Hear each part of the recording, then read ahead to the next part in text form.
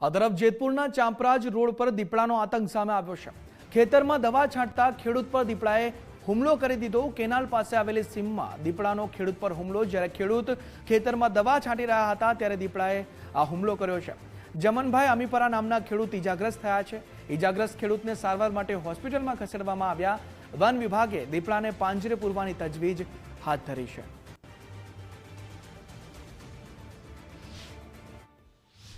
2.5 થી 3 ગાળામાં દવા છાંટતો હતો અને અચાનક દીપડો મારી સામે આવી ગયો અને બે સામે સામે થઈ ગયા અને મને હુમલો કરી દીધો અને છટકીને ભાગી ગયો અને મારો છોકરો આવીને મને સરકારી હોસ્પિટલમાં સારવાર હેઠળ લઈ ગયો। ચાપરાપુરથી આગળ આવેલી જે કેનાલ છે તેની બાજુમાં આ રસ્તા ઉપર એક ખેતર આવેલું છે જે જમનભાઈ અમીપરાનું છે। તે જમનભાઈ અમીપરા જ્યારે પોતાના ખેતરે હતા ત્યારે અચાનક છે કે દીપડાએ હુમલો કર્યો હતો। ત્યારે હું દ્રશ્ય બતાવવાનો પ્રયત્ન કરીશ કે હાલ આપ જોઈ શકો છો ફોરેસ્ટ વિભાગ પણ અહીંયા આવી ગયો છે અને ફોરેસ્ટ વિભાગ દ્વારા છે તે પાંજરું મેકી અને કામગીરી છે તે હાથમાં જરી છે।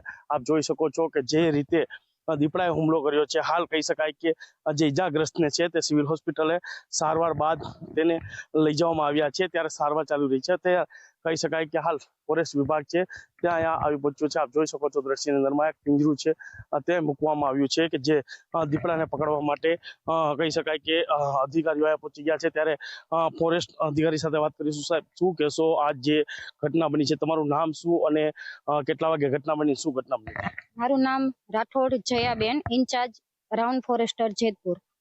આ જે ઘટના બની છે તે બપોર પછી 3 થી 3:30 વાગ્યાની અંદર બની છે। જ્યારે ખેડૂત છે જમનભાઈ ભીખાભાઈ અમીપરા તે પોતાની વાડીમાં તલી વાવેલી છે તે ખેતરમાં દવા છાંટી રહ્યા હતા ત્યારે અચાનક જ દીપડાએ તેના પર હુમલો કર્યો અને નહોર વગાડેલા।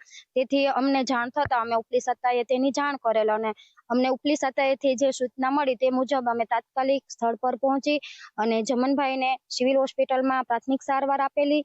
તેમજ પ્રાથમિક સારવાર બાદ અમે આ સ્થળ પર આવી અને પિંજરું ગોઠવવાની કામગીરી હાથ ધરેલી। કેટલા સમયથી જે દીપડો છે તે આ વિસ્તારમાં દેખાડતો છે? છેલ્લા 10 દિવસથી આ વિસ્તારમાં દીપડા અલગ અલગ જગ્યાએ દેખાડો દે છે અને અમે આની પહેલા પણ પિંજરું આગળ ગોઠવેલું છે 3 દિવસ। ત્યાંથી પાછું આજે આ વિસ્તારમાં દીપડો દેખા દેતા અહીં પિંજરું ગોઠવવાની કામગીરી હાથ ધરેલ છે। અધિકારી કે છે પિંજરું ગોઠવવામાં આવ્યું છે, પરંતુ આ દીપડો છે ઘણા સમયથી છે દેખાડો દઈ રહ્યો છે। તેને લઈને આજે જ્યારે ફોરેસ્ટ અધિકારીને જ્યારે જાણ થઈ, તાત્કાલિક ફોરેસ્ટની ટીમ છે ત્યાં ખેતરે પહોંચી છે અને પિંજરું ગોઠવી અને દીપડાને પકડવા માટેની કાર્યવાહી છે હાથ ધરી છે। હરેશભાઈ, ગુજરાત ફર્સ્ટ, જેતપુર।